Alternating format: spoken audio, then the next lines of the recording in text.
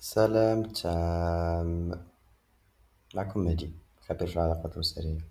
جيت نتذاكر معكم شوية. الطلاق ماشي غير ورقة كتتسنى في المحكمة، راه زلزال كيهد الدار وكيخلي أثر في قلوب الدراري قبل الكبار. بالنسبة للطفل ولا المراهق، الانفصال كيعني حقيبة ديال 20 كيلو ديال الكتوبة كتهز كل سيمانة من كل دار. مبررين مختلفين، قوانين متناقضة، وحياة مقسومة بين جوج ديور. كتبدا الرحلة صامتة عامرة بالأسئلة: فين كنتسامي؟ خصني نختار بين ماما وبابا؟ علاش بدل كلشي هكا فجأة؟ الصدمة الأولى، صدمة الانفصال. الصغار كيحسو بالذنب والخوف، واش أنا هو السبب؟ ياك ما تضاربو على ودي؟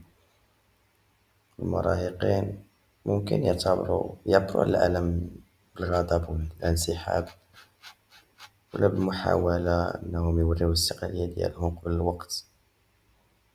التنقل بين جوج ديور كيتطلب التكيف مع الجو مختلف، وحتى أصغر اختلاف كيقدر يتحول لمصدر توتر كبير.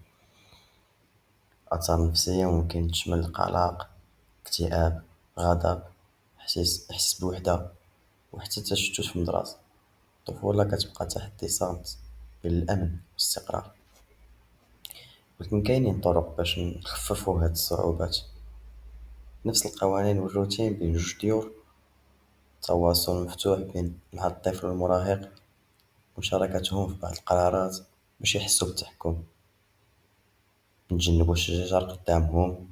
وفي بعض الحالات الدعم النفسي المختص كيعطي نتيجة مزيانة. ورغم صعوبات الحياة بين جوج ديور، الطفل كيقدر يتعلم المرونة، التكيف، ويحس بالأمان مهما اختلفت البيئات اللي حداه.